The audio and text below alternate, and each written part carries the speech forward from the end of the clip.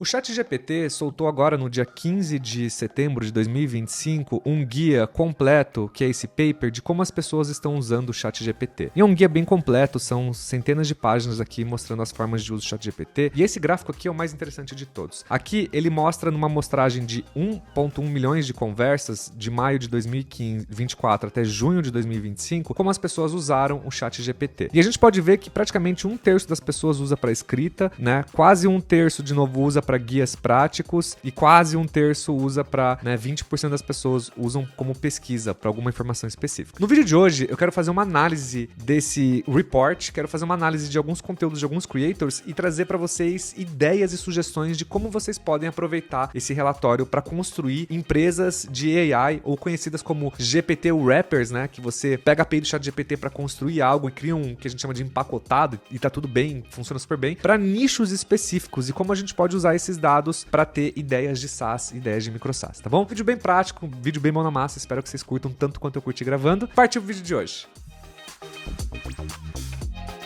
Galera, esse relatório aqui é um relatório bem bacana, né? Então, só para dar um contexto, eu tô usando aqui alguns conteúdos, né? Então, o primeiro conteúdo que eu quero mostrar de exemplo é a diferença da ChatGPT e da Anthropic, do B2B. Então, essa primeira newsletter que eu tô usando de referência, como as pessoas usam o ChatGPT, é do Eduardo Vasconcelos, e ele escreveu essa edição no dia 18 de setembro de 2025. O nome da newsletter é Bits, Stocks and Blocks, inclusive uma newsletter maravilhosa, recomendo demais se você curte ler sobre tecnologia. Então, o que ele fala, né? Ele fala assim, que como as pessoas têm usado o ChatGPT. Então hoje a gente tem mais ou menos 10% da população adulta mundial usando o ChatGPT. A gente tá falando de 2,5 bilhões de mensagens por dia, são 29 mil mensagens por segundo. Cara, é muita gente, é muita coisa. E olha o crescimento exponencial do uso do ChatGPT, né? Bizarro, né? Então, olha só que bacana. 53% das mensagens em 2024 eram pessoais. E em junho de 2025, 73% eram pessoais e 27% profissionais. Isso reforça a visão de que o ChatGPT é usado principalmente para lazer, né? Olha só que doido. Isso nos faz refletir sobre como a gente desenvolve soluções, muitas vezes, para a pessoa física, quando as pessoas usam para lazer. Significa que a proposta de valor talvez não seja também tão forte, então fica aí uma reflexão, né? E o ChatGPT, ele tem se tornado uma porta de entrada para a internet, uma alternativa para o Google, tá? Então eu vou pular esse trecho aqui e eu quero falar um pouco sobre o que as pessoas estão usando mais o ChatGPT. Então a gente pode ver aqui como as pessoas estão usando o ChatGPT atualmente, né? Então 51% das pessoas, elas estão usando o ChatGPT para pedir coisas, então para buscar informações ou conselhos para tomar as melhores decisões no trabalho, na escola ou na vida pessoal. Por exemplo, quem foi presidente depois da FHC ou como faço um orçamento para esse trimestre. Então 51% pede coisas para o ChatGPT. Já a gente tem aqui 34%, quase 35%, pede para o ChatGPT executar tarefas, como reescrever um e-mail de forma mais formal, elaborar um relatório, etc, né? Então é pedidos para você fazer algo. Já a gente tem aqui 13% das mensagens são mensagens de expressões, ou seja, declarações que não pedem informações nem tarefas, como você dizer obrigado. E abrindo um parênteses aqui, eu acho muito engraçado, porque uma das declarações que o Sam Altman fez, que é o CEO da OpenAI, é que quando a pessoa agradece ou dá bom dia e tal, isso gera um custo gigantesco para a empresa. Então,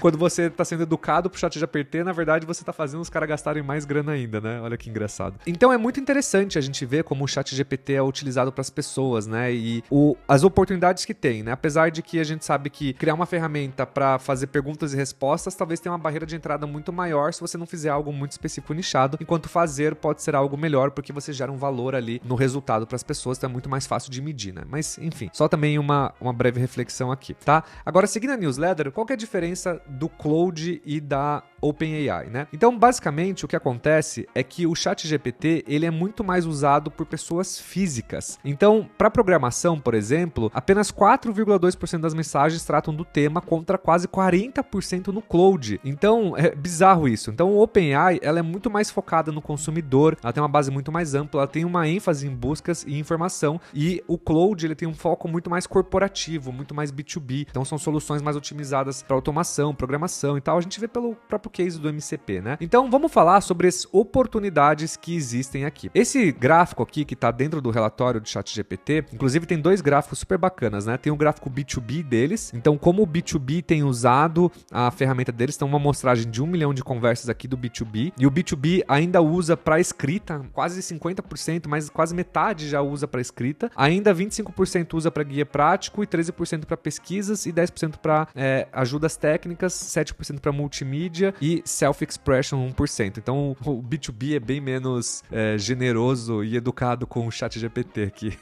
Mas esse não é o maior insight que a gente pode tirar desse gráfico, mas entender o comportamento do B2B dentro do ChatGPT e também as oportunidades que existem aqui. Mas não é o foco do B2B, eu quero falar desse gráfico aqui, que é o gráfico do B2C, sobre como as pessoas estão usando o ChatGPT. Olha que interessante, nós temos quase 1/3 das pessoas usando o ChatGPT para escrita, para editar ou criticar textos já criados, ou seja, não criar algo do zero. Para comunicação pessoal, 8%, para tradução, e me surpreende ainda de ser uma amostragem tão alta para tradução. A gente tem aqui ainda também pessoas que buscam informações, então 18% buscam informação específica. Olha só, receita e comida tá 1% do uso do ChatGPT, né? E a gente tem guias práticos, né? Então a gente tem aqui ensinamento, né, aprendizado 10%, como fazer algo com 8%, health, né, saúde, bem-estar e beleza 5% e criatividade, ideias, criação 4%, né? Então essas são as categorias mais utilizadas. Opa, rápida pausa para falar do patrocinador do vídeo de hoje, porque sem ele esse vídeo não ia ser possível. Galera, quero apresentar para vocês o Crispy, que é essa ferramenta omnichannel aqui maravilhosa, eu uso há mais de um ano, super recomendo. E eu quero falar sobre uma dor específica. Se você hoje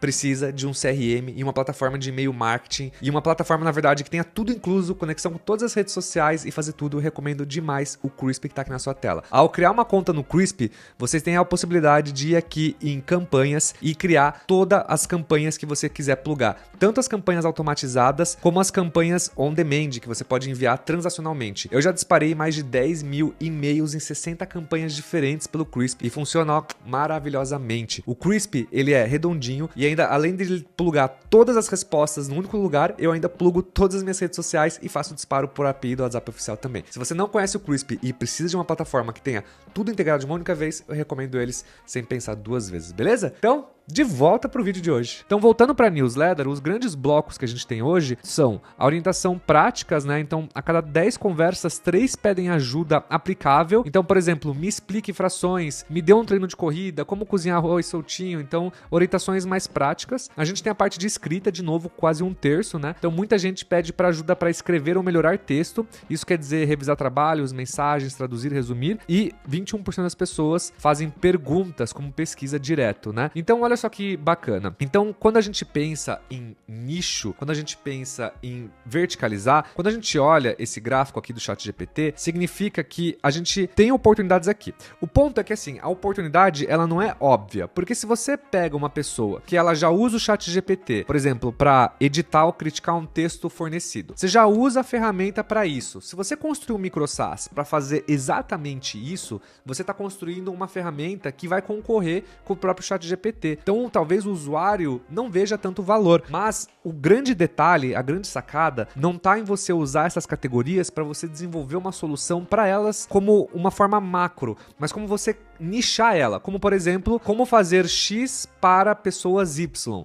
Então, assim, um exemplo aqui de editar ou criticar textos fornecidos, 10%. Então, hoje nós temos aqui, por exemplo, 10% das pessoas usando o ChatGPT para criar textos, assim como a gente também tem a Clarice, que é uma ferramenta brasileira, uma startup brasileira, de também editar textos, de criticar textos com o português brasileiro. Então, ela ajuda a cuidar de textos, mídias sociais, anúncios, e-mail, fazendo, né, automaticamente um texto 100% adaptado à língua brasileira, né? A única inteligência artificial que escreve com camada dupla de revisão. Então ela pega todas as questões claras, de forma concisa, forte, original. Então a Clarice, por exemplo, ela veio muito mais antes do ChatGPT. A Clarice, por exemplo, ela veio antes do ChatGPT. Então a Clarice, ela é um nicho focado, né? O foco do nicho da Clarice, por exemplo, como ela fala aqui nos textos, né? Tá aqui, ó.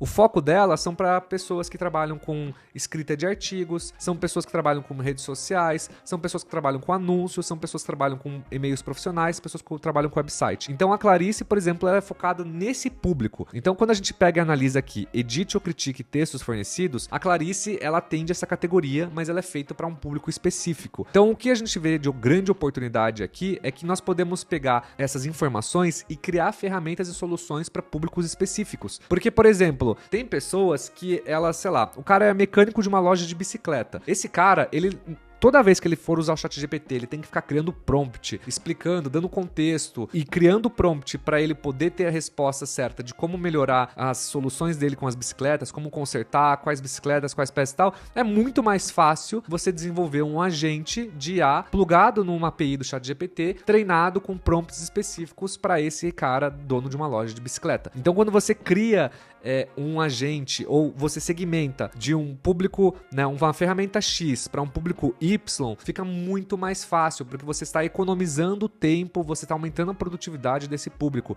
Então, para eles, acaba gerando mais valor e aí faz muito mais sentido. Agora, se você pega e cria uma ferramenta, que nem vamos pegar o exemplo da Clarice, né? A gente pega aqui, 28% das pessoas do ChatGPT usam o ChatGPT para editar comunicação, no geral, escrita, textos e tal. Pô, então você pensa, a Clarice atende 30% dos usuários do ChatGPT. Em tese, sim. Só que por que as pessoas vão deixar de usar o ChatGPT para usar a Clarice se eles podem usar o ChatGPT para mais uma porrada de coisa, enquanto a Clarice é focada só em escrita? Então a Clarice, ela gera valor para um público nichado, para um público específico, tá? Isso aqui é muito importante vocês entenderem. Então, eu vou pegar algumas ideias aqui que no próprio artigo o Edu recomenda antes da gente falar sobre outro artigo. Então, exemplos de nicho aqui, né? Você pode criar um marketplace de tutores pessoais de AI, copilotos corporativos, coach de AI, faça você mesmo, né? Para reparos culinários, exatamente o mesmo exemplo que eu dei agora da bicicleta, né? Copiloto empresarial integrado a os CRMs do mercado, Ghostwriter para AI, para fundadores executivos, que inclusive já existe um monte de ferramenta dessa, né? IA multilingue em tempo reais para reuniões, estúdio criativo e estúdio de storyboarding com IA para cinemas, games, criadores de conteúdo. Então, assim, são ideias mais genéricas, né? Ideias mais topo de funil, mas eu achei bem interessante, eu acho que passa e reforça aqui a mensagem. Agora vamos analisar o segundo criador de conteúdo, que é um rapaz que eu admiro muito, chamado Greg Eisenberg. E o Greg, ele fala muito sobre inovação, muito sobre tecnologia, muito sobre essa bolha de inteligência artificial. E o Greg, ele fala assim, né? Ele diz como as pessoas estão usando o ChatGPT e que cada barra vertical dessa é uma oportunidade para você construir uma empresa verticalizada e construir uma próxima startup bilionária. Então ele traz alguns exemplos aqui sobre ideias de como usar essas informações e eu quero explorar um pouco isso aqui nesse momento do vídeo, tá? Então, sobre a parte de tutoriais e ensinamento, que representa 10% aqui, então aqui, a parte de tutoriais e ensinamento, né? As pessoas querem construir, ou as pessoas precisam de professores on demand, né? Por demanda. E o que ele diz aqui é que você pode criar tutores específicos para explicar coisas do seu jeito, lembrar progressos, te dar pílulas de conhecimento. Então, a primeira sugestão que ele dá é que você pode criar tutores on demand para ajudar as pessoas com o crescimento pessoal e profissional delas em temas específicos, né? Professores particulares on demand, gosto dessa ideia também. Outro ponto é how to advise, né? Então, como você fazer algo, né? Então, aqui ele diz que você tem uma oportunidade para você criar SaaS para pequenos nichos, que é o que a gente estava explicando. Como consertar meu resumo, né? Como consertar o meu currículo, como preparar uma alimentação, como criar uma loja da Shopify. Então, quando você cria como fazer algo para uma vertical específica, você tem uma grande oportunidade de negócio aqui também. Terceiro, ele diz assim, personal writing mais edition, né? 18% combinado. Então, 8% das pessoas que usam o ChatGPT estão pedindo ajuda para escrever e-mails, enquanto 10% estão usando para editar texto ou criticar eles. E o que ele diz é que você tem uma oportunidade de criar copilotos de AI para dentro de todos os workflows de ferramentas do mercado existente. Então você pode criar workflows que ajudam as pessoas com textos, com e-mails, qualquer coisa, dentro de áreas específicas. Então é uma extensão do Chrome para você ajudar as pessoas de vendas a escreverem melhores e-mails, melhores copies comerciais. Uma extensão do Chrome para você ajudar melhor o RH a escrever um agradecimento pelo processo seletivo para as pessoas participarem. Enfim, tô dando exemplo esdrúxulos aqui, mas acho que a mensagem é pegar e criar essa categoria, essas ferramentas para nichos específicos. Próximo, ele diz para você usar Health, Fitness, Beauty e Self-Care, né? Então, saúde, bem-estar, né? O autocuidado. Então, o que ele diz aqui é que as pessoas já estão usando AI e confiando o corpo delas para inteligência artificial. Então, o que dá para você fazer é criar treinadores, nutricionistas, coaches, né? Então, treinadores ou pessoas que ajudam a fazer tratamentos de pele e sempre sempre com uma camada humano para fortalecer a escala, né? Então, eu fiz um vídeo aqui no YouTube falando sobre isso, sobre empresas AI first, né, como se chama, que são empresas que nascem como core business de AI, e uma das coisas que eu falo no meu conteúdo é o seguinte: de vez hoje você pegar uma agência de automação e ficar vendendo automações para as pessoas, você pode construir automações para você escalar a sua operação, para você vender mais serviço. Ou seja, de vez você vender a ferramenta, você usa a ferramenta para você mesmo, para você escalar a sua operação de serviço. Outro exemplo é, de vez você criar uma empresa de recrutamento e seleção para ajudar as empresas a encontrar, né, o famoso headhunter, o que você pode fazer é usar AI para automatizar os seus processos de recrutamento e seleção para você entregar candidatos mais rápidos para as empresas e gerar mais valor para as empresas. Então você consegue escalar uma prestação de serviço, né, basicamente, sem contar que você tem um ticket muito maior do que você vender apenas software e uma barreira de entrada muito menor, porque as empresas já estão acostumadas a contratar serviço. Então o que ele diz aqui é que você tem que ter essa camada humana, né? E eu acho muito importante você ter essa camada humana, seja você escalando serviço, seja você oferecendo serviço para um B2C, porque não dá pra gente criar só nutricionistas com AI, tem que ter uma pessoa por trás, mas a AI pode ajudar esses nutricionistas a escalarem mais suas operações, tá? O quinto ponto é que ele diz sobre o poder de compra, né? Então 2% das pessoas estão usando o ChatGPT para literalmente comprar qualquer coisa. O que o Greg diz é que basicamente o modelo de revenda de afiliados de Amazon, Shopify e essas empresas está renascendo novamente, porque as pessoas estão usando AI para fazer pesquisas agora. Então você não entra mais na Amazon e tem os patrocinados e mostra lá os maiores. Agora você pergunta pro ChatGPT e ele recomenda para você o que você comprar. Então você tem uma grande oportunidade de criar produtos do zero agora e criar agentes e AIs para tentar ranquear os seus produtos dentro das pesquisas feitas por ChatGPT, feitas por AI no geral. Então tem uma oportunidade muito boa aqui, ou você criar uma AI que ajuda as pessoas a ranquear, um agente que ajuda as pessoas a ranquear dentro de ferramentas de AI, né? Que esse aqui é o novo SEO do futuro. Então essa aqui é uma ideia bem legal também. Tradução, né? 5% das pessoas, então o que elas querem é que as pessoas querem um contexto da tradução. Então as pessoas querem entender mais a cultura, as gírias, o tom de voz, não apenas traduzir friamente o conteúdo, mas expressar como que esse conteúdo pode ser mais adaptado localmente para aquela cultura local. Então eu acho que aqui tem uma oportunidade legal, assim, principalmente para você pensar em guias de viagens, guias de roteiros, para você criar agentes que ajudem as pessoas a traduzir com mais eficiência as gírias, as coisas, e te ajude também a se comunicar melhor. Então tem oportunidades aqui, apesar de que eu também acho um mercado um pouco mais saturado, esse mercado de tradução. E por fim, não menos importante, a gente tem a programação, que representa 5% aqui das pessoas usando o ChatGPT, mas é legal que você pode criar, né? Então o que ele diz aqui é que os devs querem copilots, né? Então o que você pode criar é criar copilots para verticais específicas. Então copilots para Shopify, copilots para Unreal Engine, copilots para tal coisa, copilots para extensões do WordPress, copilot para tal coisa. Então você pode criar copilotos para várias vertentes específicas, né? Então esse aqui é um post bem bacana do Greg, acho muito legal, também nos faz refletir sobre as oportunidades e, em suma, se eu pudesse resumir aqui para não deixar esse vídeo muito extenso, o que eu diria para vocês é que, assim, usem essas informações do relatório do ChatGPT, vocês podem acessar o ChatGPT no próprio base de conteúdo do ChatGPT. Então, como que eu fiz para achar esse artigo? Eu digitei aqui na pesquisa How People Are Using ChatGPT e aqui já apareceu direto o artigo deles aqui em cima, tá? Então vocês podem vir aqui e clicar em Full Working Paper aqui e vocês vão abrir esse relatório bonitinho. E aí vale a pena dar uma olhada também. Então se você quer construir um micro SaaS, uma startup no B2B, você tem essa opção aqui de ver de como as pessoas estão usando dentro do trabalho o ChatGPT. Vocês têm aqui para ver o B2C, vocês podem ver as intenções de como as pessoas estão usando, vocês podem ver os prompts que as pessoas estão usando. Então é um relatório muito legal para a gente entender o que as pessoas estão consumindo de ChatGPT, de inteligência artificial. Você tem uma oportunidade de ouro aqui de construir um micro SaaS para você aprender novas habilidades. Então você não precisa construir um micro SaaS necessariamente para você ganhar grana, para vocês crescer e ter um negócio gigantesco, mas você pode usar essa oportunidade para você construir um micro SaaS